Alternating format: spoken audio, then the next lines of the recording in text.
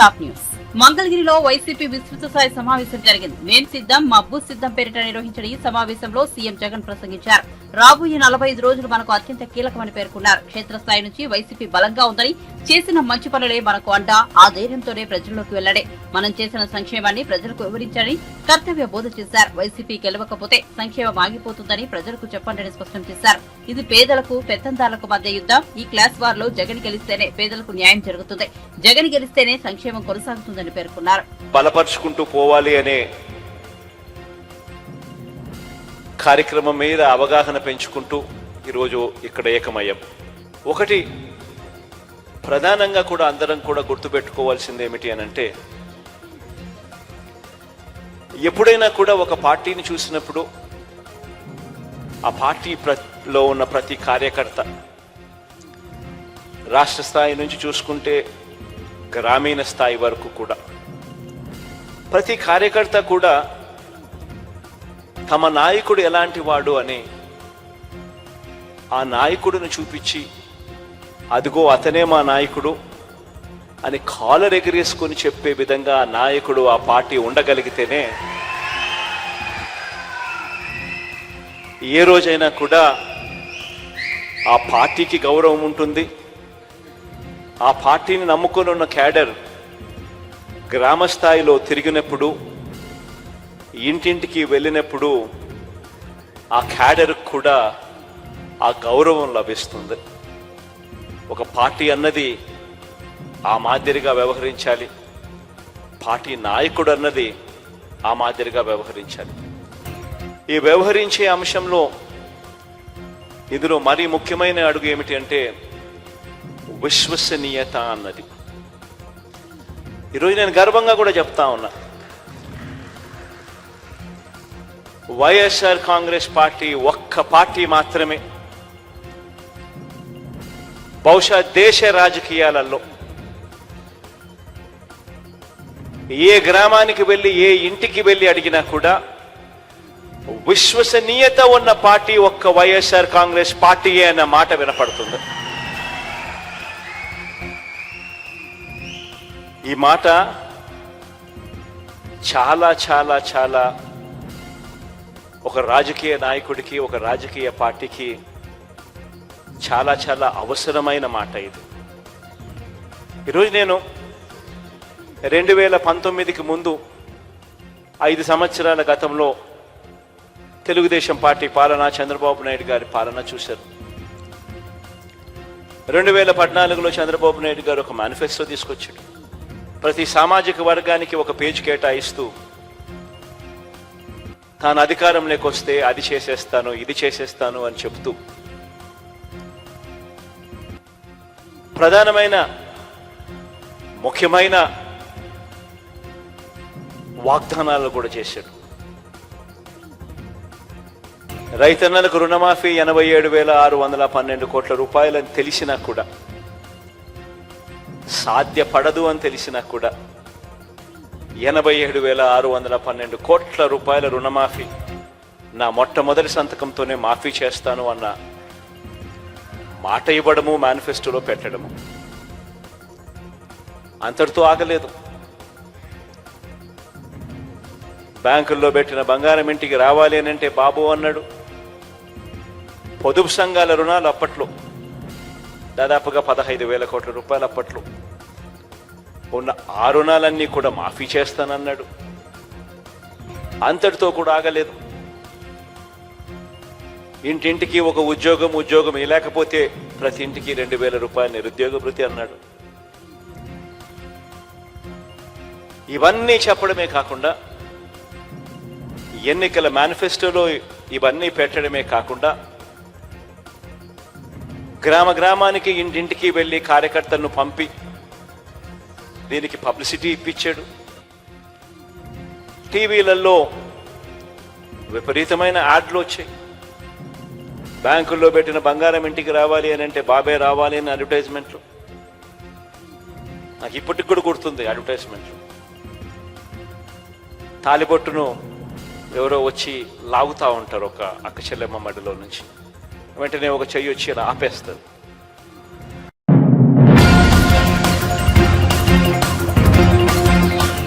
రానున్న పార్లమెంట్ ఎన్నికల్లో ఒక్క సీటు గెలిచి చూపించు బిడ్డ, నువ్వు వస్తావా నీ అయ్య వస్తాడా చూసుకుంటాం బిడ్డ అని మాజీ మంత్రి బీఆర్ఎస్ వర్కింగ్ ప్రెసిడెంట్ కేటీఆర్ ను ఉద్దేశించి ముఖ్యమంత్రి రేవంత్ రెడ్డి తీవ్ర స్థాయిలో మండిపడ్డారు. బిడ్డ సన్నాసి అంటూ తీవ్ర వ్యాఖ్యలు చేశారు. చేవెళ్లలో జనజాతర పేరుతో కాంగ్రెస్ ఏర్పాటు చేసిన బహిరంగ సభలో సీఎం రేవంత్ రెడ్డి బీఆర్ఎస్ నేతలపై ఘాటైన విమర్శలు చేశారు. ఆ సన్నాసుడు అంటుండు ఎన్నికల కంటే ముందు రేవంత్ రెడ్డి పేరు చెప్తే 3 సీట్లు రాకపోతుండే అని. నేను ఇవాళ ఈ వేదిక మీద నుంచి ఆ సొల్లు వాగుడు వాగే కేటీఆర్ కి సవాలు విసురుతున్నా. బిడ్డ ఇవాళ నేనే ముఖ్యమంత్రి, నేనే పిసిసి ప్రెసిడెంట్ను. రేపు రాబోయే పార్లమెంట్ ఎన్నికల్లో నేను సవాలు విసురుతున్నా. నీ చేతనైతే దమ్ముంటే నువ్వు మొగోడు అయితే ఈ తెలంగాణ రాష్ట్రంలో బిడ్డ ఒక్క సీటు గెలిచి చూపించు. నీ అయ్యా నువ్వు వస్తావా, నీ అయ్య వస్తాడో మా కార్యకర్తలు చూసుకుంటారు. బిడ్డ నువ్వు అనుకుంటున్నావా అల్లా తప్పగాడని? అల్లా తప్పగాలం కాదు, అవులగాలలాక అయ్య పేరు చెప్పుకొని కుర్చీలో కూర్చోలేదు సన్నాసోడా. కింది నుంచి కార్యకర్తగా కష్టపడి జెండాలు మోసి లాఠీ దెబ్బలు విని నీ అక్రమ కేసులు ఎదుర్కొని చెర్లపల్లి చెంచల్గూడ జైల్లో మగ్గినా భయపడకుండా లొంగిపోకుండా నిటారుగా నిలబడి నిన్ను, నీ అయ్యను, నీ బావను బొందబెట్టి ఇవాళ కుర్చీలో కూర్చున్నాం.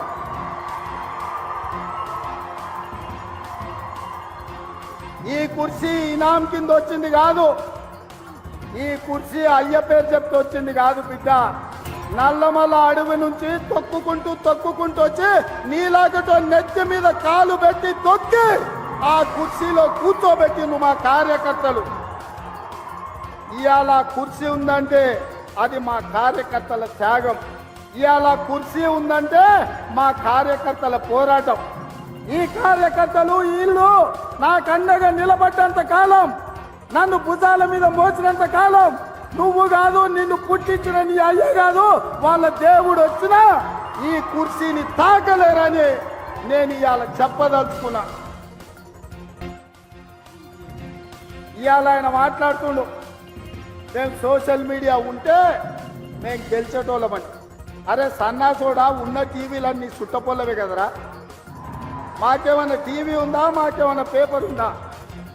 మా అయ్య చూపించుకోవడానికి ఏమైనా టీవీ ఇచ్చిండా, రాసుకోవడానికి ఏమైనా పేపర్ ఇచ్చిండా, సొల్లువాగుడు వాగడానికి మాకేమైనా మైకులు ఇచ్చిండా, సాయంత్రం పూట సేద తీయడానికి జూబ్లీహిల్స్ లో సినిమా వాళ్ళ గెస్ట్ హౌస్లు ఏమన్నా మాకు ఇచ్చిండా? ఏమిచ్చిండా? మా కార్యకర్తలు కష్టపడితే, మా కార్యకర్తలు నిలబడి కొట్లాడితే మాకు ఇవాళ ఈ అధికారం వచ్చింది. ఇవాళ నువ్వు చేసే తప్పుడు పనులు మా కార్యకర్తలు సోషల్ మీడియాలో పెట్టారు. మాకు ఆ ట్యూబ్ అక్కర్లేదు, ఈ ట్యూబ్ అక్కర్లేదు, ఏ ట్యూబ్ అక్కర్లేదు. బిడ్డ నీ ట్యూబ్ లైట్ వాళ్ళకొచ్చే బాధ్యత మాత్రం మేము తీసుకుంటాం. ఆయన చివరికి దివాలా జడి యూట్యూబ్ ఛానల్ పెట్టుకుంటామంటున్నాడు. అట్లనే కృష్ణానగర్లో ఏదైనా బ్రోకర్ దందా కూడా పెట్టుకో. అది ఇది 2 కలిస్తే బాగానే నడుస్తుంది నీ వ్యాపారం. ఇప్పటికి కూడా సిగ్గురాలే. వాళ్ళ కుటుంబం తోసుకుంటే తెలంగాణ ప్రజలు చెప్పు తీసుకొని కొట్టిండ్రు అనే సంగతి ఆయనకు అర్థం కాలే. 10 ఏళ్ళు అడవి పందుల్లాక చెరుకు తోట మీద పడి అడవి పందులు తిన్నట్టు మా వికారాబాద్ పరిధి తాండూరు ప్రాంతంలో పల్లి చేను వేసుకుంటే అడవి పందులు రాత్రిపూట చేను మీద పడితే ఆ పంట కాపాడుకోనికి మా రైతులు కరెంటు తీగలు పెట్టి కాపాడుకుంటారు. అట్లనే తెలంగాణ ప్రజలు అడవి పందుల్లాక తెలంగాణని తెగమెక్కుతుంటే కరెంటు వైర్లు పెట్టి మిమ్మల్ని కరెంటు తీగలకు బలిచ్చి ఇవాళ కాంగ్రెస్ పార్టీని అధికారంలో తీసుకొచ్చారు. అందుకే మిత్రులారా ఇవాళ నేను ఒక్క మాట చెప్పదలుచుకున్నా. సోనియమ్మ మాట ఇచ్చిందంటే అది శిలా శాసనం. సోనియమ్మ గారు ఏదైతే మాట ఇస్తే అది శిలా శాసనం. ఆ శిలా శాసనాన్ని అమలు చేయడానికి మా ఊపిరి పోయినా మా రక్తం దారపోసైనా అమలు చేసే బాధ్యత నా మంత్రివర్గం, నా మిత్రులందరూ కలిసి తీసుకుంటాం. ఇవాళ ఇచ్చిన మాట నిలబెట్టుకోవడానికి కాంగ్రెస్ పార్టీ సిద్ధంగా ఉంది. అందుకే 6 గ్యారంటీలలో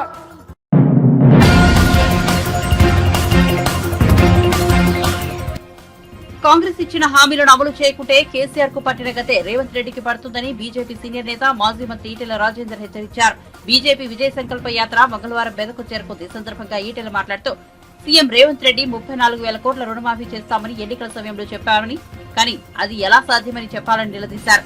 ఈ అంశంపై రేవంత్ బహిరంగ చర్చకు రావాలని సవాల్ చేశారు. మహిళలకు ఉచిత బస్సు ప్రయాణం ఉండాల్సిందేనని, కానీ ఆటో డ్రైవర్లకు రేవంత్ ప్రభుత్వం ఇస్తామన్న 12,000 సాయం ఇవ్వాలని డిమాండ్ చేశారు. మొన్నటిదాకా ముఖ్యమంత్రి కేసీఆర్ ఆ మోడీ ఏందయ్యా, మోడీ ఏంది, కీడి ఏంది, ఆయన 5 లక్షల రూపాయల ఆయుష్మాన్ భారత్ ఏంది, అంతకంటే గొప్పగుండే ఆరోగ్యశ్రీని అమలు చేస్తున్నా చెప్తాను. కాబట్టి నేను డిమాండ్ చేస్తా ఉన్నా, రాష్ట్ర ప్రభుత్వం 10 లక్షల వరకు ఆరోగ్యాన్ని అందిస్తా అని చెప్పింది. ఖర్చును కేంద్ర ప్రభుత్వం కూడా 10 లక్షలు అందిస్తానని చెప్పింది. కాబట్టి పేదలకు అందించే విషయంలో ఈ ముఖ్యమంత్రి, ఈ రాష్ట్ర ప్రభుత్వం వాళ్లకు అండగా ఉండాలని చెప్పి వేదిక నుంచి నేను డిమాండ్ చేస్తా ఉన్నా. అందుకోసమే మా మహిళలు ఎదురు చూస్తున్నారు. ఇవాళ మా వాళ్ళు ఏమనుకుంటారు, ప్రభుత్వం ఇస్తా అంటే వద్దంటారా, ప్రభుత్వం ఇస్తా అంటే వద్దంటారా, దేనికని అక్కడికి వస్తాను తీసుకుంటారు. ఇవాళ ఇంతకుముందు మా శ్రీనివాస్ గారు చెప్పినట్టుగా అనేక హామీలు ఇచ్చింది.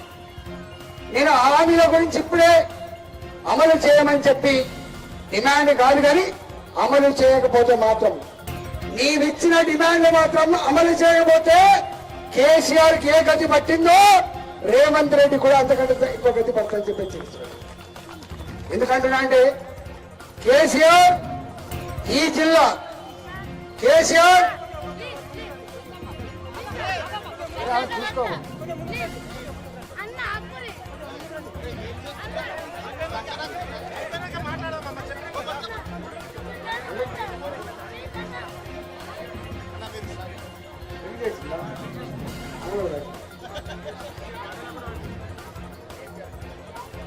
ఇవాళ నా ఆడబిడ్డలారా,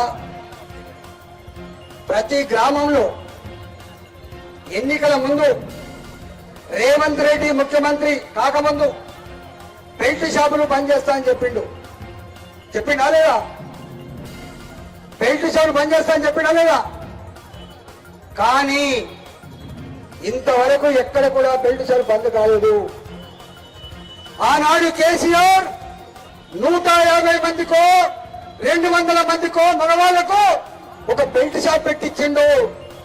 ఆ బెల్ట్ షాపులో దానికి పొద్దుపొద్దున లేదు, రాత్రి కూడా లేదు, 24 గంటలు ఓపెన్ అయిందే షాపులు, బెల్ట్ షాపులు. నా గ్రామాలలో కడుపు నొప్పి లేస్తే ట్యాబ్లెట్ దొరకదు గ్రామంలో, కానీ అర్ధరాత్రి పూట తాగుడుకు బానిసైన వాడికి అర్ధరాత్రి పూట కుదిరేస్తే మాత్రం మందు సిద్ధం చేస్తున్నమాట. వాస్తవం కాదు, ఒకసారి చెప్తాను.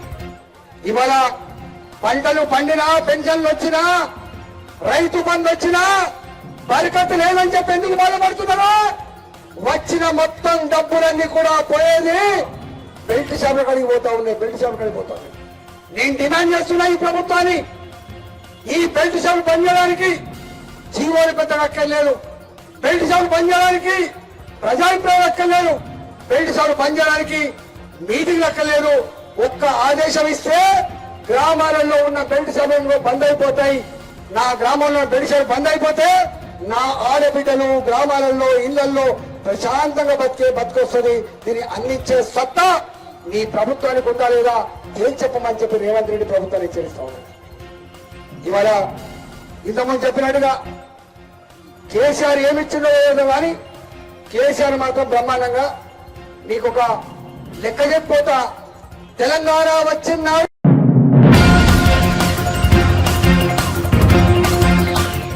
తాను మర్యాదపూర్వకంగానే కేంద్ర మంత్రి రాజ్నాథ్ సింగ్ ను కలిశానని అనంతపురం జిల్లా వైఎస్ఆర్సీపీ ఎమ్మెల్యే కాపు రామచంద్రారెడ్డి స్పష్టం చేశారు. ప్రజా జీవితంలో ఉన్న తాను రాజకీయాల్లోనూ ఉండాలని ఆశిస్తున్నట్టు చెప్పారు. విజయవాడలో రాజ్నాథ్ సింగ్, దగ్గుపాటి పురంధేశ్వరి ఇతర నేతలతో ఆయన భేటీ అయ్యారు. ఈ సందర్భంగా మీడియాతో మాట్లాడారు.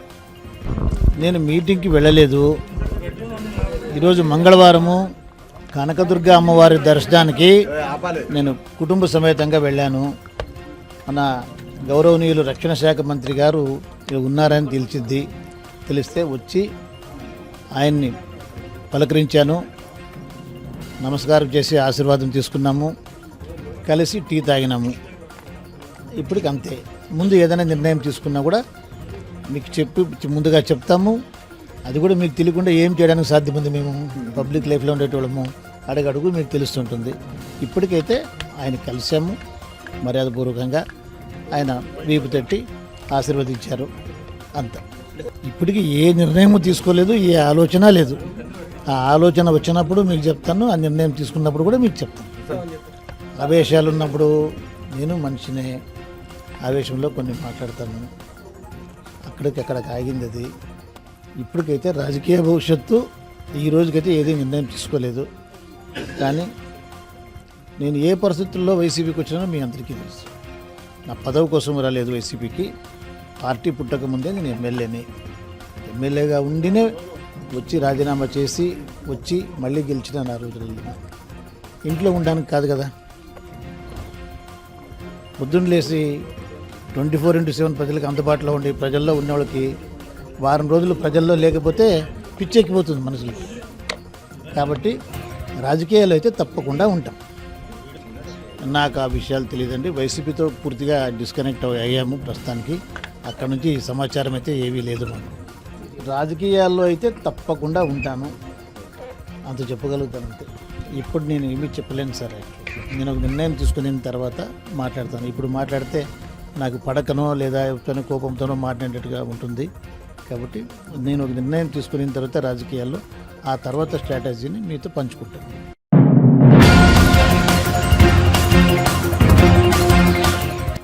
గిరిజన సోదర సోదరీమణులకు వైద్య సేవలు అందించడం చాలా ఆనందంగా ఉందని చంద్రబాబు, నారా భువనేశ్వరి అన్నారు. ఉత్తరాంధ్రలో నిజం గెలవాలి పర్యటనకు వెళ్తూ మార్గ మధ్యలో సాలూరు పట్టణంలో ఎన్టీఆర్ ట్రస్ట్ ఆధ్వర్యంలో ఏర్పాటు చేసిన ఎన్టీఆర్ సంజీవుని హెల్త్ క్లినిక్ ను ఆమె ప్రారంభించారు.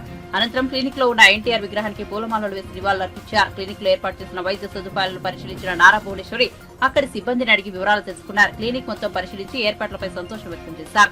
సిబ్బందిని ప్రత్యేకంగా అభినందించారు. వైద్యం కోసం వచ్చే ప్రతి ఒక్కరికి వైద్య సేవలను అందించాలని క్లినిక్ సిబ్బందికి సూచించారు. అనంతరం ఆ మీడియాతో మాట్లాడారు. దగ్గరలోనే వైద్య సేవలు అందించాలని ఉద్దేశంతో ఈ క్లినిక్ ప్రారంభించాము. ఎన్టీఆర్ ట్రస్ట్ ద్వారా 27 ఏళ్లుగా ఎన్నో సేవా కార్యక్రమాలు ఈ ట్రస్ట్ చేపట్టింది. ఈ ట్రస్ట్ ద్వారా ప్రజలకు దగ్గరగా ఉండి వాళ్ళకు సేవ చేయాలనే ఈ ట్రస్ట్ ఇక్కడ ప్రారంభించాం. ఈ సంజీవిని క్లినిక్ మీ అందరికీ తెలుసు. నందమూరి తారక రామారావు గారు ఎప్పుడు నమ్మేవారు ప్రజలే దేవుళ్ళని. ఆ స్ఫూర్తితో చంద్రబాబు నాయుడు గారు నందమూరి తారక రామారావు గారి పేరు మీద ఎన్టీఆర్ ట్రస్ట్ అనేది ప్రజలకి ఉపయోగపడేలాగా ఈ ట్రస్ట్ ప్రారంభించారు. 12,900 ఉచిత మెడికల్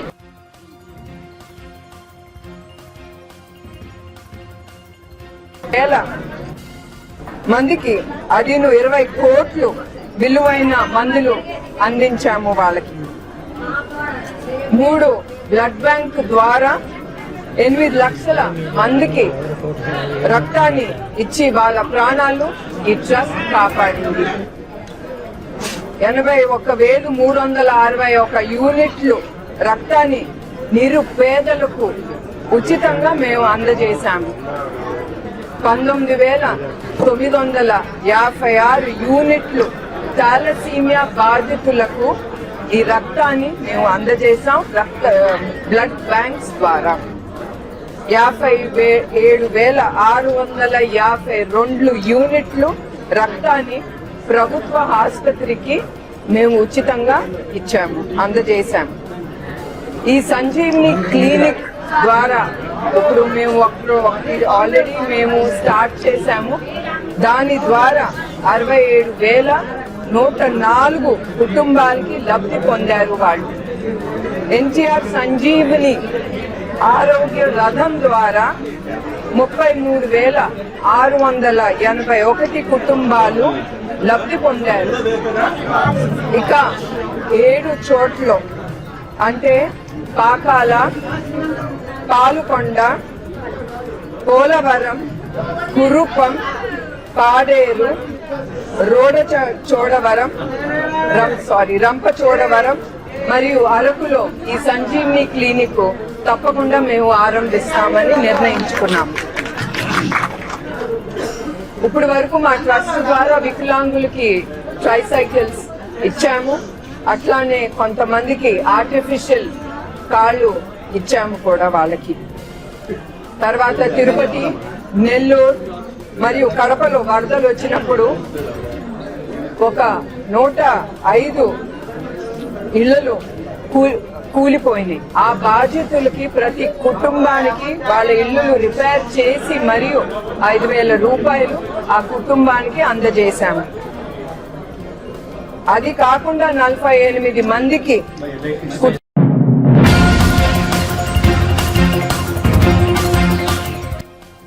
వచ్చే ఎన్నికల్లో పులివెందుల నుంచి పోటీ చేసి సీఎం జగన్ ఢీకొంటానని దస్తగిరి వెల్లడించారు. వైఎస్ వివేకానందరెడ్డి హత్య కేసులో దస్తగిరి అప్రూవర్ గా మారిన సంగతి తెలిసిందే. ఈ కేసు విచారణలో భాగంగా నాంపల్లి కోర్టుకు హాజరైన దస్తగిరి మీడియాతో మాట్లాడారు. వైఎస్ఆర్సీపీ ప్రభుత్వం నుంచి తనకు ప్రాణహాని ఉందని చెప్పారు.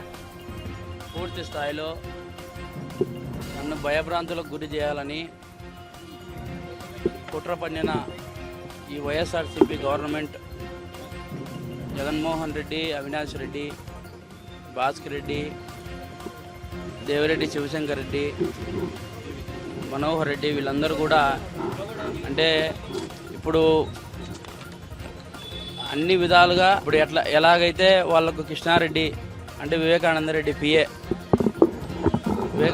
పిఏ కృష్ణారెడ్డి ఎలాగైతే సిబిఐ రామ్సింగ్ గారు కొట్టి ప్రెజర్ చేస్తున్నారు, ప్రెజర్ చేసి చెప్పించినారు అనే మాట నా నోటి నుంచి వస్తే కేసే నీరు గారిపోయి అందరూ రిలీజ్ అయ్యి బయటికి వస్తారు. అంతేకాకుండా ఈ ఆంధ్రప్రదేశ్లో పూర్తి స్థాయిలో రాజకీయంగా ఎఫెక్ట్ ఉండేది వైఎస్ వివేకానందరెడ్డి హత్య కేసు. జగన్మోహన్ రెడ్డి చిన్నాయన అయినందుకు ఆయనకు ఎఫెక్ట్ ఎక్కువ ఉందంట, ఓట్లు పడని పరిస్థితి అంట. అందువల్ల నాకు డబ్బు ఇచ్చి 20 కోట్ల నుంచి ప్రస్తుతానికి 20 కోట్లు అడ్వాన్స్ కింద పెట్టుకో అని చెప్పి దేవిరెడ్డి శివశంకర్ రెడ్డి కొడుకు చైతన్యారెడ్డి అతను జైల్లోకే ఒక డాక్టర్ లాగా పేషెంట్లకు పరీక్ష చేసేలాగా వచ్చి పూర్తి స్థాయిలో అతను నన్ను ప్రలోభాలకు గురి చేయడం జరిగింది. అయితే ఈ రోజున నేను ఇక్కడికి నాంపల్లి కోర్టు సిబిఐ కోర్టుకు రావడం జరిగింది. ఎందుకంటే నా మీద వారెంట్ ఇష్యూ కావడం జరిగింది. నన్ను అరెస్టు చేయమని ఆర్డర్స్ వచ్చినాయంట. ఎందుకంటే నేను జైల్లో ఉన్నందున సిబిఐ అధికారులు సైతం మా లాయర్లు సైతం వాళ్ళకి చెప్పడం జరిగింది, రిక్వెస్ట్ చేసుకోవడం జరిగింది. అందుకు ఈరోజు వచ్చి రీకాల్ అంటే అరెస్ట్ కాకోకుండా రీకాల్ అని పిటిషన్ వేసుకోవడం జరిగింది. దాన్ని కూడా గౌరవనీయులు జడ్జి గారు కూడా సిబిఐ గౌరవనీయులు జడ్జి గారు కూడా దాన్ని అనుమతించినారు. దయగల వారు అనుమతించి అర్థం చేసుకునేందుకు కృతజ్ఞతలు తెలుపుతాండా. ఎందుకంటే ఈరోజు వివేకానందరెడ్డి కేసు అనేది ఒక సంచలనాత్మకమైనది. పూర్తి స్థాయిలో దాన్ని నీరు కార్చే విధంగా చర్యలు జరుగుతూ ఉన్నాయి ఆంధ్రప్రదేశ్లో.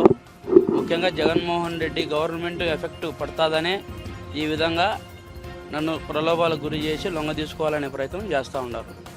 మీకు ప్రాణహాని ఎవరి దగ్గర నుంచి ఉంది? ప్రాణహాని వైసీపీ గవర్నమెంట్ నుంచే ఉంది.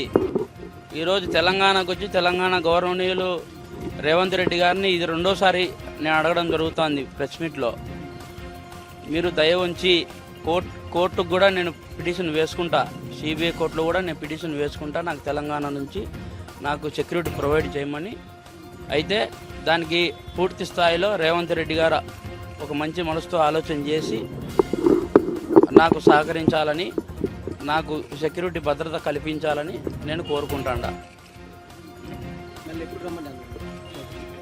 12వ తేదీ మార్చి వాయిదా పడింది, ఆ రోజుకి వస్తా. ఇప్పుడు కూడా సిబిఐ అధికారులతో మాట్లాడడం జరిగింది. అక్కడ ఏం జరిగింది, ఏం కథ, ఎందుకు నేను అరెస్ట్ చేయడం జరిగింది అనేది pin to pin, point to point చెప్పిన. కంప్లైంట్ కూడా ఇవ్వడం కూడా జరిగింది. దాని మీద పూర్తి విచారణ జరిపి వాస్తవాలను బయటికి తీసి ఎవరు నన్ను ప్రలోభాలకు గురి చేసినారు, ఎవరి వల్ల ఈ విధంగా జైలుకు పోవడం జరిగింది, ఎవరు దీన్ని కుట్రదారులు ఎవరు అనేది పూర్తి స్థాయిలో బయటకు వచ్చి వాళ్ళను తీవ్ర చట్టపరంగా చర్యలు తీసుకుంటామని చెప్పినారు.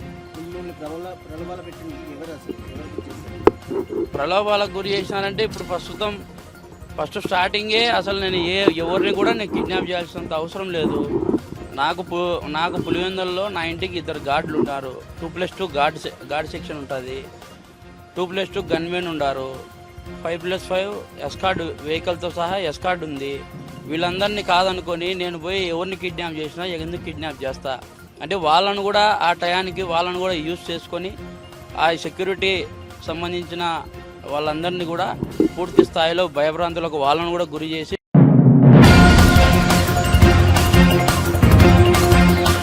వైసీపీ ప్రభుత్వంపై మాజీ మంత్రి కొల్లు రవీంద్ర తీవ్ర విమర్శలు చేశారు. జగన్మోహన్ రెడ్డి వైసీపీ ప్రభుత్వ దుర్మార్గాలకు క్రీడాకారులకు కూడా బలైపోతున్నారని దుయ్యబట్టారు. అందుకు నిదర్శనం హనుమ విహారీనేనని అన్నారు. ప్రతిభా సామర్థ్యాలున్న హనుమ విహారిని కాదని వైసీపీ నాయకుని కోసం ఆంధ్ర క్రికెట్ అసోసియేషన్ పనిచేయడం క్రీడా లోకానికే అవమానమని పేర్కొన్నారు. శరత్ చంద్రారెడ్డి నేతృత్వంలో ఏపీ క్రికెట్ అసోసియేషన్ ప్రతిష్ట మస్కబారిందని వ్యాఖ్యానించారు. దోపిడీకి ఆలవాలంగా మారిందని పేర్కొన్నారు.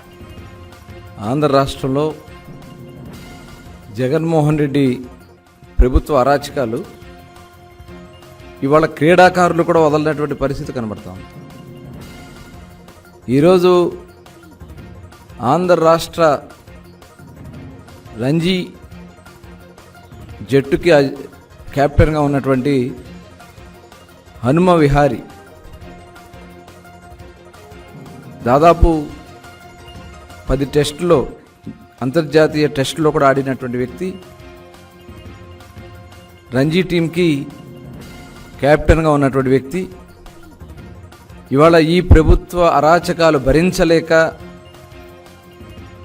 రాజీనామా చేస్తున్నానని చెప్పి భవిష్యత్తులో కూడా నేను ఆంధ్ర రాష్ట్రం తరపున ఆడనని చెప్పి బహిరంగంగా సోషల్ మీడియాలో పోస్ట్ పెట్టాడంటే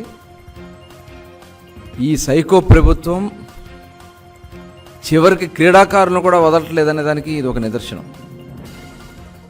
స్వచ్ఛందంగా వాళ్లే ఈ ప్రభుత్వంలో ఎక్కడా కూడా ఈ రాష్ట్రంలో క్రీడాకారులను ప్రోత్సహించినటువంటి సందర్భం లేదు.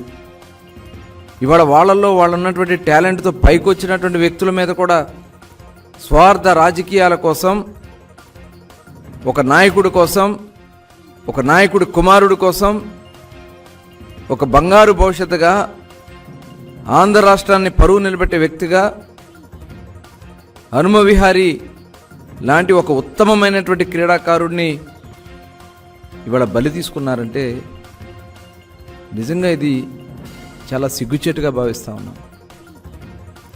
ఇవాళ అతని పైన మళ్ళీ వైసీపీ నాయకులు ప్రెస్ మీట్లు పెట్టి అతను ఒక తిరుగుబోతు, తాగుబోతు, గంజాయి వాడతాడు,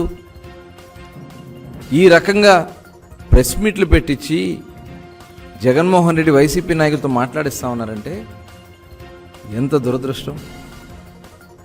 మీరు క్రీడల్ని ప్రోత్సహించరు, ఆంధ్ర రాష్ట్రంలో క్రీడాకారులను ప్రోత్సహించరు, స్టేడియంస్ అన్నీ ఆక్రమించుకున్నారు, స్టేడియంలన్నీ కూడా ప్రైవేట్ పరం చేశారు. ఇవాళ ఎక్కడన్నా వెళ్ళి ఆడదామన్నా కూడా ఫీజులు కట్టుకోవాల్సినటువంటి పరిస్థితి. క్రీడాకారులు డబ్బులు కట్టుకుని అందులో ప్రాక్టీస్ చేసుకోవాల్సినటువంటి దౌర్భాగ్య స్థితికి వాళ్ళ ప్రైవేట్ సంస్థలకు అప్పచెప్పాం. మీ స్వార్థం కోసం, మీ దోపిడీ కోసం. నిజంగా ఇది క్రీడాశాఖ మంత్రి ఉన్నారు, ద గ్రేట్ రోజమ్మ గారు. ఆవిడ ఏం మాట్లాడతారో ఆవిడకే తెలీదు. క్రీడాశాఖ మంత్రి చంద్రబాబు నాయుడు గారిని తిట్టడమో, పవన్ కళ్యాణ్ గారిని తిట్టడమో, లోకేష్ గారిని తిట్టడమో తప్ప యువతకి ఈ రాష్ట్రంలో కావాల్సినటువంటి క్రీడల్ని ప్రోత్సహించుకోవడానికి తీసుకోవాల్సినటువంటి కార్యక్రమాలు పట్టించుకోరు. ఇవాళ ఇదే ఆంధ్ర క్రికెట్ అసోసియేషన్ ఎంతోమంది పెద్దలు లీడ్ చేసినటువంటి ఆంధ్ర క్రికెట్ అసోసియేషన్ని ఇవాళ విజయసాయి రెడ్డి గారు, వాళ్ళ అల్లుడు శరత్ చంద్రారెడ్డి గారు లీడ్ చేస్తూ ఈ రకంగా రాజకీయాల కోసం, మీరు స్వార్థ రాజకీయాల కోసం క్రీడలను కూడా బలి పెడతా ఉన్నారంటే నిజంగా ఇది చాలా చాలా